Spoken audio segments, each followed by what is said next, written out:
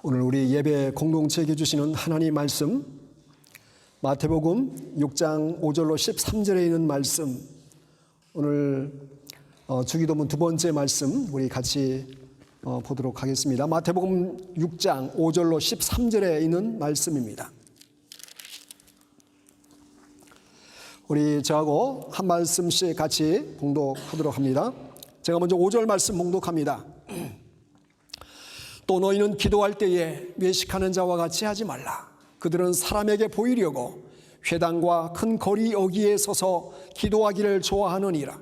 내가 진실로 너희에게 이르노니 그들은 자기 상을 이미 받았느니라. 너희는 기도할 때 내 돌방에 들어가 문을 닫고 은밀한 중에 계신 내 아버지께 기도하라. 은밀한 중에 보시는 내 아버지께서 갚으시리라. 또 기도할 때에 이방인과 같이 중언부언하지 말라. 그들은 말을 많이 하여야 들으실 줄 생각하느니라. 그러므로 그들을 본받지 말라. 구하기 전에 너희에게 있어야 할 것을 하나님 너희 아버지께서 아시느니라. 그러므로 너희는 이렇게 기도하라. 하늘에 계신 우리 아버지여, 이름이 거룩히 여김을 받으시오며 나라가 임하시며 뜻이 하늘에서 이루어진 것 같이 땅에서도 이루어지리이다. 오늘 우리에게 일용할 양식을 주시옵고 우리가 우리에게 죄 지은 자를 사하여 준 것 같이 우리의 죄를 사하여 주옵시고. 13절 말씀 같이 봅니다. 우리를 시험에 들게 하지 마시옵고 다만 악에서 구하시옵소서. 나라와 권세와 영광이 아버지께 영원히 있사옵나이다. 아멘. 오늘은 주님께서 가르쳐 주신 주기도문 두 번째 하반부 부분을 함께 나누기를 원합니다. 우리가 지난주에 말씀을 드리면서 주기도문을 크게 두 부분으로 나눌 수 있다고 그랬습니다. 첫 번째 부분은 하나님의 영광을 드리는, 하나님을 향하여 드리는 그 기도의 내용이다라고 말씀을 드렸고, 두 번째 부분은 바로 우리의 삶의 자리, 인간과의 관계 속에서 드러나는 그 이 모든 부분들이 바로 기도의 내용들이 될 수 있다라고 말씀을 드렸습니다. 우리가 상반부에 해당하는 주기도문 내용, 한번 저를 보시면서 한번 좀 다 주기도문 뭐 내오신 분 거의 없죠? 하늘에 계신 우리 아버지요, 이름이 거룩히 여김을 받으시오며 나라가 임하옵시고 뜻이 하늘에서 이룬 것 같이 땅에서도 이루어지이다. 여기까지가 상반부 지난주에 말씀을 나눴던 내용입니다.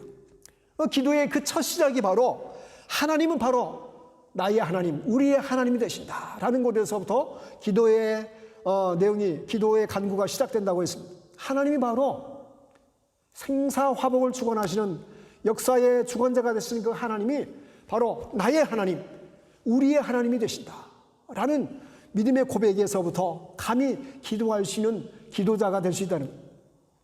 그래서 하나님의 영광을 구하고 하나님 나라가 이 땅 가운데 가득히 임하기를 원하는 기도에 하나님의 거룩히 임하고 하나님의 영광이 선포되는, 하나님의 뜻이 하늘에서 이루어진 것 같이 이 땅에서도 이루어지기를 위해서 기도하는 그 기도의 내용이 중요하다라는 거예요.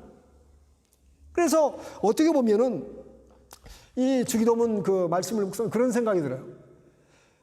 우리 자녀들을 이렇게 키우다 보면 자녀들이, 어떤 자녀들은 애지가 하는 거는 다 자기가 알아서 하고 꼭 필요한 것만, 돈이, 용돈이 필요하다든지 진짜 부모님의 도움의 손길이 아니면은 어떻게 할 수 없는 그런 일이라든지, 이게 이제 좀 막 똘망똘망 해가지고 그런 아이가 있어요. 근데 또 어떤 아이는 있는 거 없는 거부터 그냥 학교에서 벌어졌던 일을 해서 다 그냥 다 이렇게 부모님하고 이제 쉐어링을 하는 그런 아이들도 있어요. 그죠? 그 부모 입장에서 어떤 아이가 더 좋을까? 더 사랑스럽고 더 귀여울까? 그런 생각을 가져봅니다. 그래서 제가 제 입장이라면은 그래도 허물없이 그냥 있는 거 없는 거 다 그냥 같이 쉐어링하고 나누고 그런 자녀가 더 이쁘지 않을까, 그런 생각이 들어요. 우리가 이 상반부의 그 기도의 내용을 보면 너무 나하고는 어떻게 보면은 우리가 하나님, 거룩하신 하나님과 하나님의 거룩을 구하고 하나님 나라가 이 땅 가운데 이루어지기를 원하고 그런 생각을 할 때에 내가 이거 가지고 기도해도 되나, 그런 생각이 들 수도 있는 것 같아요. 그런데 우리가 이 기도를 생각해 보면은 어떻게 보면 기도의 그 우선순위라고 할 수도 있지만은 정말 그 하나님의 나라를 구하고 하나님의 뜻을 구하고 하나님의 뜻이 이 땅 가운데 하늘에서 이루어지듯이 이 땅 가운데서도 이루어지기를 원하는 그 기도의 모습뿐만 아니라 이제 이 두 번째 하단 부분, 우리가 이 세상에서 여러 가지 얽히고 설키고 또 풀어야 될 그런 일들, 걱정되고 염려되고, 그럼 그 모든 부분들을 가지고 하나님께 나아가는 것이 필요하다는 거예요. 나에게 꼭 필요한 것만 꼭 집어가지고가 아니라, 우리 기도의 내용을 자세히 보면 주님께서 가르치는 기도가 바로 하나님에서부터 내 인생의 발바닥에 이르는 그 모든 부분들까지를 다 기도 영역으로 포함되고 있다는 거예요. 그러면서 하나님의 뜻을 먼저 구하게 되면 그 다음에 우리의 삶의 자리 가운데 우리가 겪고 우리가 해결하고 걱정스럽고 염려스럽고 풀어나가야 될 그 삶의 자리를 또 자연스럽게 기도의 제목을 가지고 나가면서 하나님께서 하나님의 그 백성들이, 하나님의 자녀들이 간구하고 구하는 그 기도 제목을 외면하지 아니하시는 정말로 좋으신 하나님, 아버지 같은 하나님이시다 라는 것입니다. 오늘 두 번째 내용은 어떻게 말하고 있습니까? 오늘 우리에게 일용할 양식을 주셨고, 우리에게 죄 지은 자를 사하여 주시고, 우리 사하여 준 것 같이 우리 죄를 사하여 주옵시고, 그리고 우리를 시험에 들게 하지 마옵시고 다만 악에서 구하옵소서라고 기도하라고 말씀하고 있습니다. 먼저 오늘 우리에게 무엇을 위해서 기도하라? 일용할 양식을 위해서 기도하라. 일용할 양식을 위해서 기도하라. 저는 일용할 양식을 위해서 기도하는데 이렇게 생각하는 사람들이 식사할 때마다 식사 기도, 아마 크리스찬이라면 다 매일 식사 기도 할 텐데, 우리가 일용할 양식을 위해서 기도하라는 그 생각을 딱 들 때 어떤 생각이 듭니까? 저는 먼저 딱 떠오르는 단어가 이 만나 같은 그 단어가 떠오르는 일용할 양식. 매일매일 만나를 먹듯이 하나님께서 우리에게 일용할 양식을 위해서. 근데 이 일용할 양식을 위해서 솔직히 우리가 오늘 이 시대 가운데 먹을 것이 없어서 고민되고 먹을 것 때문에 염려하는 사람들은 그렇게 많지 않잖아요. 근데 오늘 일용할 양식을 위해서 기도하라라고 말씀을 하고 있습니다. 이 부분에 대해서 종교 개혁자였던 마틴 루터는 이 개념을 이렇게 이야기합니다. 우리에게 일용할 것이 어찌 또 빵뿐이겠습니까? 이렇게 이야기를 하면서 떡은 우리의 육체를 위해서 필요합니다. 그러나 우리의 정신적인 필요가 또 있습니다. 좋은 친구가 필요하고, 좋은 배필이 필요하고, 좋은 인간관계가 필요합니다. 또 좋은 양서, 책도 필요하고, 좋은 스승이 필요하고, 좋은 환경이 필요하고, 이 모든 것이 일용할 양식인 것입니다. 이렇게 마틴 루터는 이야기를 했습니다. 이 말은 뭡니까? 결국 우리가 살아가는 삶의 테두리 감싸고 있는 그 모든 부분들이 우리가 누리고 우리가 그것을 섭취해야만, 단순히 빵뿐만 아니라 우리의 모든 그 의식주, 우리의 정서적인, 우리의 어떤 모든 내적인 그 모든 필요가 채워지는 것을 위해서 기도하는 것이 일용할 양식을 위해서 기도하는 것이다라고 이렇게 확대 해석하는 마틴 루터의 견해를 보게 됩니다. 뿐만 아니라 일용할 양식을 위해서 기도할 때 빼놓지 말아야 될 것이 뭡니까? 그것은 바로 우리의 일용할 영적인 양식을 위해서 기도하는 것입니다. 철학자인 파스칼은 사람의 마음속에는 누구나 공허가 있다고 말합니다. 그래서 주께서 내 마음속에 오셔서 나를 채울 때까지 나는 참 만족을 모르며 살아왔다고 그는 고백을 했습니다. 여러분, 우리의 단순히 밥만 먹고 우리가 살 수 있는 존재들이 아니에요. 우리의 일용할 양식의 중요한 부분은 영적인 양식이 공급되지 않으면 마치 떠돌아다니는 풍선처럼, 마치 거품처럼 허무하고 무의미하고 다 사라지는 그런 하루하루의 삶을, 무의미한 삶을 살아갈 수 있는 것입니다. 그러므로 영적인 필요가 채워져야 되는 것입니다. 그 영적인 필요가 채워지기 위해서 기도하라는 거예요. 하나님, 오늘도 믿음 가운데 승리하게 하시고 영적인 평안을 주시고 기쁨을 주시고 마음과 생각 속에 하나님과 통행하는 삶을 살아갈 수 있도록 하나님, 영적인 필요를 넉넉히 채워 주시옵소서. 영적인 양식을 위해서 기도해야 됩니다. 뿐만 아니라 더 나아가서는 우리의 가난한 이웃을 바라보면서 그들에게도 이러한 양식이 채워지기를 위해서 기도해야 됩니다.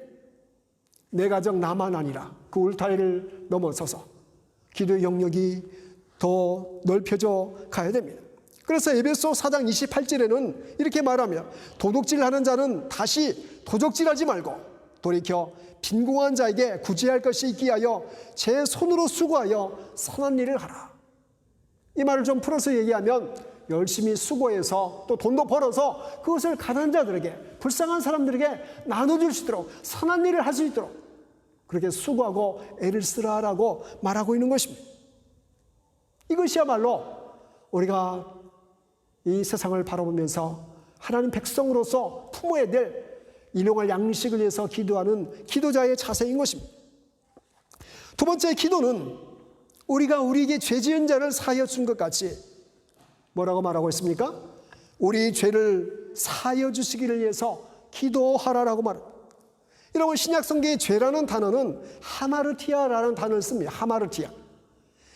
화살을 쏘게 되면 화살을 쐈는데 관역을 빗나갔다라는 그 의미예요.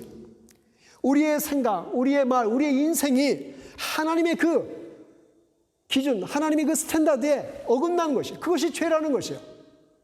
내가 뭐 나쁜 짓을 하고 내가 이게 도둑질하고 그것만이 죄가 아니라 하나님의 뜻에 맞지 않는 것이 죄다라는 거예요. 그런데 오늘 우리에게 죄 지은 자, 이 죄 지은 자의 죄를 말할 때는 하마르티라는 단어를 쓰지 아니하고 오페이레마라는 단어를 씁니다. 오페이레마. 이 말은 도덕적인 실수라든지 아니면 빚진 자를 가리키는 채무자의 의미를 담고 있습니다. 이 말은 결국 우리의 삶의 인간관계에서 빚어지는 여러 가지 실수와 잘못들, 그로 인해서 상처를 주는 그 일들을 다 포함하고 있는 것입니다. 내가 다른 사람의 과실을 용서해 준 것 같이 하나님 나의 허물과 나의 죄도 용서해 주시길 바랍니다. 여기에는 순서가 있어요. 먼저 순서가 뭡니까? 우선순위가 내가 먼저 용서받기 전에, 하나님께 용서의 그 기도를 드리기 전에 하나님, 제가 저에게 잘못한 그 형제를, 자매에 대해서 제가 용서를 해준 것처럼 제 허물도, 제 그 죄악들도 하나님 불쌍히 해주셔서 용서해 주시기를 바랍니다. 선행구가 뭡니까? 내가 먼저 용서를 해야 된다라고 주님은 말씀해 주고 있는 것입니다. 이것이 중요한 것이에요. 그래서 주님께서는 이 말씀을 하시면서 마태복음 18장 24절에 보면은 1만 달란트 빚진 자와 100데나리온 빚진 자의 그 예화를 말씀해 주고 있습니다. 어떤 종이 주인에게 1만 달란트 빚을 졌습니다. 근데 주인이 보니까 이 종이 도저히 그 1만 달란트 빚진 것을 갚을 수 있는 능력이 안 되는 거예요. 그래서 1만 달란트의 모든 빚을 다 탕감했죠. 다 그냥 빚이 없다라고 해줬어요. 그런데 이 종이 길을 가다가 자기에게 100데나리온의 빚진 사람을 만나게 됩니다. 그래서 멱살을 잡고 이 사람을 갖다가 감옥까지 끌고 가서 이 사람이 내 돈을 갚지 않았으니까 이 사람을 감옥에 집어넣으시오 하면서 이렇게 이야기를 했어요. 많은 사람들이 이 얘기를 듣게 됩니다. 여러분, 1달란트가 얼마인지 아세요? 1달란트가 6,000데나리온. 그러니까 이 적은 돈이 아니에요. 6,000데나리온이면 1데나리온이 하루 노동자의 품삯입니다. 그러니까 6,000일을 일해야 1데나리온 되는 거예요. 그러니까 6,000일이면은 만약에 10만 원씩 하면은 일당 10만 원씩 하면 6,000일이면은 얼마죠?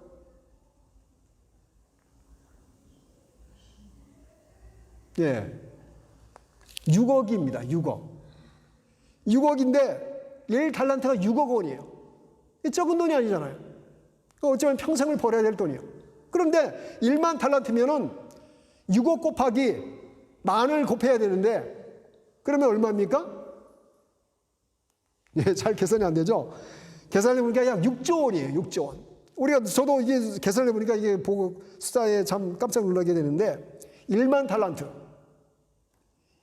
6조 원의 엄청난 그 돈이에요. 주님이 왜 이런 엉뚱한 이런 그런 그 수치를 들고 이렇게 예화를 말씀하셨을까요?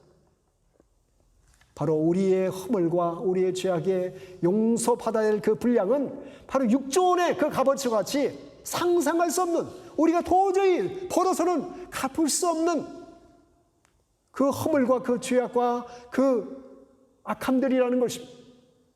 그런데 아무런 조건 없이 다 탕감해 줬어요. 다 용서해 줬어요. 그런데 우리 마음속에서는 우리 주변에 100데나리온에 빚진 사람들을 결코 용서하지 못할 때가 너무나 많이 있다는 것입니다. 그들을 바라보면서 멱살을 잡고 욕을 하고 싸우고 다투고 허물과 죄악을 다 드러내면서 이 사람은 나쁜 사람이다 하면서 자신의 그 1만 달란트 용서함 받은 것은 다 잊어버리고 이웃의 형제의 자매의 그 연약한 모습들을 다 들추어내며 이렇게 허물을 드러내는 그런 일들을 벌인다는 것입니다. 그래서 예수님께서는 이 말씀을 예화를 하시고 나서 마태복음 18장 3절에서 이렇게 말합니다. 너희가 각각 중심으로 형제를 용서하지 아니하면 내 천부께서도 너희에게 이와 같이 하시리라. 형제를 용서하는, 정말로 하나님의 그 용서의 은총을 누리기 원한다면 먼저 허물과 그 죄로 보이는 그 형제, 자매, 이웃의, 친구의 그 허물들을 드러내지 말고 그들을 용서하는 자가 될 때에 네가 짊어진 그 말할 수 없는 그 허물과 죄악과 악함들도 다 용서를 받을 수 있다는 것이 주님의 말씀인 것입니다.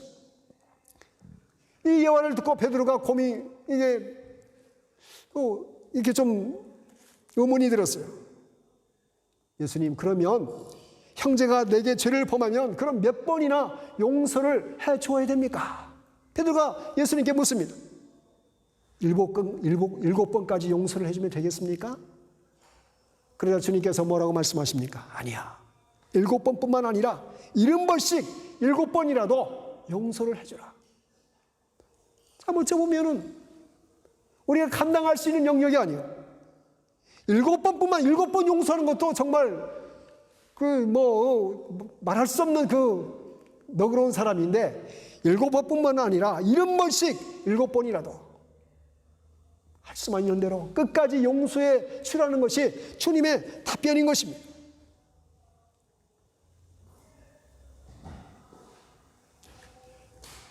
바로 이것은 우리가 할 수 없는 것이기에 너희들이 평생 동안 기도해야 할 기도의 제목이다라는 것을 우리에게 주님이 말씀해 주고 있는 것입니다.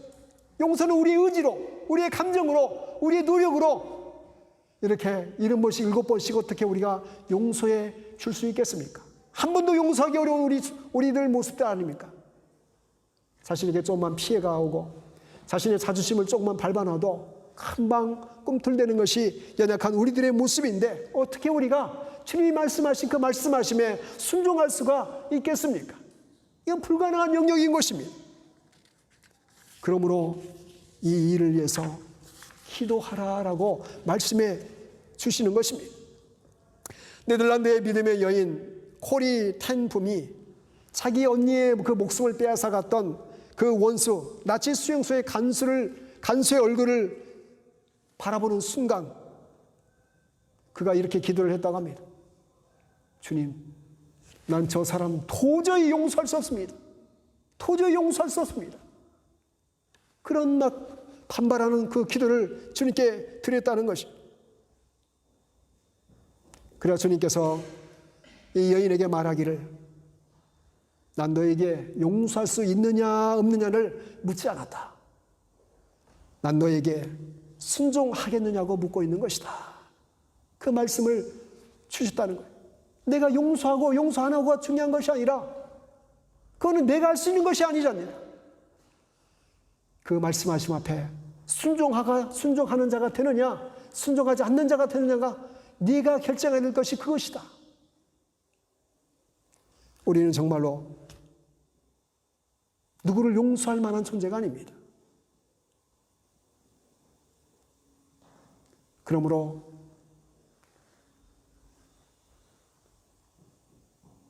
주님의 말씀하심에 순종하는 자세로 나아가면 내 힘으로 내 의지로는 용서할 수 없을 것 같은 그런 상황 속에서도 주님, 내 자존심은, 내 감정은 결코 용납할 수 없습니다. 그러나 주님 말씀이 그러하시기 때문에 그 말씀대로 제가 따르고 순종할 뿐입니다. 이렇게 나아갈 때에 하나님께서 우리의 마음을 보시고 우리의 허물도 우리의 죄악도 용서하실 뿐만 아니라 우리의 그 넓은 그 마음을 통해서 하나님의 나라가, 하나님의 영광이, 하나님의 뜻이 우리의 삶의 자리 가운데 하나하나씩 더 진리의 빛으로 밝혀지는 것이라고 믿습니다. 세 번째로 주님은 이렇게 기도하라고 말씀하십니다. 우리를 시험에 들게 하지 마시옵고 다만 악에서 구하시옵소서. 여러분, 성경에 보면 시험이란 단어가 크게 테스트라는 단어와 또 어떤 단어가 있어요? 템프테이션 단어를 사용하고 있습니다. 오늘 본문에서 말하는 이 시험은 테스트입니까? 템프테이션입니까? 예, 전자예요? 후자예요? 유혹을 의미하는 템프테이션이에요. 그래서 야고보서 1장 13절에 보면 사람이 시험, 즉 유혹을 받을 때에 내가 하나님께 시험을 받는다 하지 말지니 하나님은 악에게 시험을 받지도 아니하시고 친히 아무도 시험하지 아니하시느니라. 근데 이 유혹이 오는, 시험이 오는 그 이유가 어디에서 오게 됩니까? 그것도 야고보서 1장 14절 15절에 이렇게 말씀합니다. 오직 각 사람이 시험을, 유혹을 받는 것은 자기 욕심에 끌려 미혹됨이니 욕심이 잉태한 즉 죄를 낳고 죄가 장성한 즉 사망을 낳느니라. 주님은 특별히 기도할 때에 너희가 유혹에, 유혹된 그 시험들에 빠지지 않도록 기도하라라고 우리에게 당부해 주고 있는 것입니다. 그래서 요한일서 2장 16절에 보면 이는 세상에 있는 모든 것이 육신의 정욕과 안목의 정욕과 이생의 자랑이니 다 아버지께로 쫓아온 것이 아니요 세상으로 쫓아온 것이라. 크게 세 가지 부분을 우리에게 말씀해 주고 있습니다. 정욕과 쾌락으로 오는 유혹이 있습니다. 또 눈으로 보는 그 안목의 정욕으로 오는 유혹이 있습니다. 그리고 어떤 유혹입니까? 이생의 자랑입니다. 드러내고 싶고 자랑하고 싶은 그런 이생의 자랑들의 그 유혹들입니다. 이런 유혹에 빠지지 않도록 위해서 무엇을 하라는 것이에요? 기도하라라는 것입니다. 기도하라. 베드로전서 5장 8절 9절 말씀처럼 근신하라, 깨어라. 너희 대적마귀가 우는 사자같이 두루다니며 삼킬 자를 찾나니 너희는 믿음을 굳게 하여 저를 대적하라라고 말하고 있습니다. 믿음을 굳게 하여 대적하라. 여러분, 이 믿음의 세계는 결국 계속해서 지금 휴전이 아니라 전쟁 중에 있는 것입니다. 우리 몸도 마찬가지 아닙니까? 바이러스 간에, 악성 바이러스와 좋은 바이러스 간에 지금 막 전쟁을 벌이고 있어요. 우리 모르지만 지금 악한 바이러스가 우리 몸을 침투해 들어오면 좋은 바이러스들이 막 어떻게 합니까? 가만히 있습니까? 저항을 하는 거예요. 더 이상 침투하지 못하도록 막는 거예요. 그러나 면역이 떨어지고 힘이 약해지면 어떻게 됩니까? 악한 바이러스들이 우리 몸을 침투해 들어오면서 감기에 걸리기도 하고 심지어는 암에 걸리기도 하고 그러면서 결국 병상에 눕게 됩니다. 기온이 떨어지고 기온이 쇠하게 되면은 점점점 그 바이러스에 점령당하면서 결국 더 힘든 병원 생활을 해야 됩니다. 마찬가지로 영적인 세계도 깨어 있어 근신하는 것이 중요한 것이에요. 하나님 말씀 가운데 굳건히 있었고 기도하고 깨어 있어 하나님의 영광을 선포하는 그런 믿음의 삶을 살아가는 영적인 자세를 지니게 될 때에 영적인 싸움에서 승리할 수가 있는 것입니다. 그것이 바로 주님께서 가르쳐 주신 이 주기도문의 중요한 핵심 중의 핵심입니다. 하나님의 영광을 구하고 하나님 나라를 구하고 그리고 이 세상 가운데 벌어지는 이 오늘 말씀해 주셨던 것처럼 일용할 양식을 위해서 기도하고 그리고 우리의 허물과 죄악을 그냥 내버려 두지 말고 그 허물과 죄악들을 위해서 용서함 받기 위해서 죄의 노예가 되지 않기 위해서 먼저 우리 주변을 둘러보면서 나에게 내가 용서해야 될 그런 분량들이 있다면 용서하는 그런 믿음의 성도가 되라는 것입니다. 그리할 때에 우리의 허물과 죄악도 하나님으로부터 용서함을 받을 수 있기 때문입니다. 그리고 더 나아가서 이 세상에 주어지는 많은 유혹으로부터 승리하기 위해서 깨어있어 기도하는 주의 성도가 되라는 것입니다. 여러분, 악에서 우리를 구해달라고 기도할 때에 이 악이라는 것은 결국 사단의 영적인 그런 세계라고 말할 수 있습니다. 뿐만 아니라 악한 자는 믿음의 여정을 걸어갈 때에 아이고 그래 믿음 생활 잘해라, 말씀도 읽고 기도 생활도 잘하고 그렇게 내버려 두질 않는 것이, 악한 영이 그냥 두지 않는 것이, 할 수만 있으면 꼬이고 유혹하고 걸어가는 발걸음에 장애물을 놓아서 넘어지게 하고, 또 주변에 그냥 막 왜 저 사람 나를 이렇게 막 시비를 거는지 모르겠는데 하여간 막 짜증나게 하고 화나게 하고 분노하게 하고, 그런 상황 속에서 우리가 하루하루 살아갈 때에 영적인 깨있는 준비가 안 되고 영적인 싸움에서 쓰러지게 되면 매일매일 하루하루가 그냥 패배하고 절망하는 그런 삶을 살 수밖에 없는 것입니다. 그래서 갈라디아서 5장 16절에 뭐라고 하느냐, 내가 이르노니 너희는 성령을 쫓아 행하라, 그리하면 육체의 욕심을 이루지 아니하리라. 오늘 주어지는 말씀처럼 정말 하나님 나라를 구하며 정말 우리의 삶의 자리가 하나님의 영광이 드러나고 하나님 기뻐하는 삶의 그런 하나님 기뻐하는 삶의 자리가 되기를 기도하는 것이 얼마나 중요한지를 오늘 주기도문의 그 말씀을 통해서 보여주고 있습니다. 여러분, 한번 시간 나실 때에 주기도문을 한번 이렇게 쭉 한번 좀 묵상을 해보세요. 특히 기도하실 때에 어떻게 무엇을 위해서 기도할지 잘 모르겠다, 그런 막 조금 그럴 때가 있어요. 기도는 해야 되겠는데 어떻게 기도해야 되지? 좀 너무너무 막연할 때가 있어요. 그럼 주님께서 가르쳐주신 기도문을 한번 쭉 한번 더 묵상해. 하늘에 계신 우리 아버지요, 이름이 거룩히 여김을 받으시오며 나라가 임하오시며 뜻이 하늘에서 이룬 것 같이 땅에서도 이루어지이다. 오늘날 우리에게 일용할 양식을 주옵시고 우리가 우리에게 죄 지은 자를 사하여 준 것 같이 우리의 죄를 사하여 주옵시고 우리를 시험에 들게 하지 마옵시고 다만 악에서 구하옵소서. 대개 나라와 권세와 영광이 아버지께 영원히 있습니다. 우리란 단어를, 내 이름을 바꿔서 기도해도 좋습니다.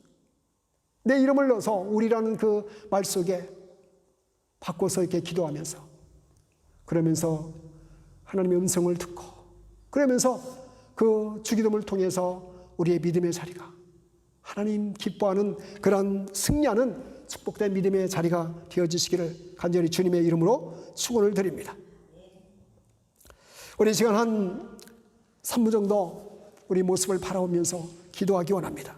하나님 아버지, 은혜와 긍휼을 베풀어 주시고 하나님, 하루하루 한 주 살아가면서 정말 우리가 영적으로 깨어있게 도와주시고 깨어있어 하나님 기뻐하는 삶을 살아갈 수 있도록 은혜를 베풀어 주시옵소서.